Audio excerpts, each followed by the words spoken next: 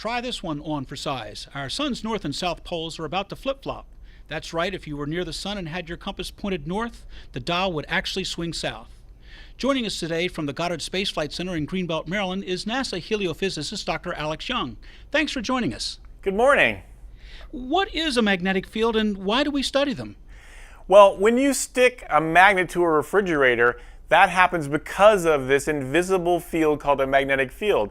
The sun has a magnetic field also.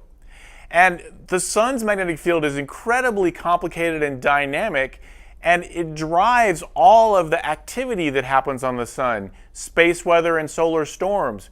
So we want to understand these magnetic fields so that we can understand these storms, why they happen, and how powerful they could be. What causes the sun's magnetic field to flip? Well, inside the sun, it's not a solid body, so it rotates at different speeds at different places, and this generates the magnetic field via something called a solar dynamo. These magnetic fields are generated and they increase in strength rising to the surface, giving us sunspots, and this gives us the solar activity that we're talking about. This whole process happens over a time scale of roughly 11 years. We call this the solar cycle.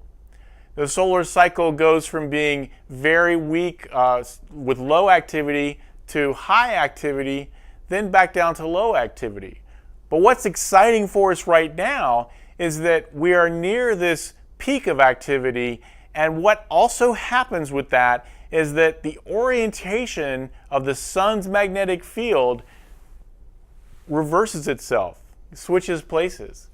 And so this is what's happening right now because we are near this solar maximum period.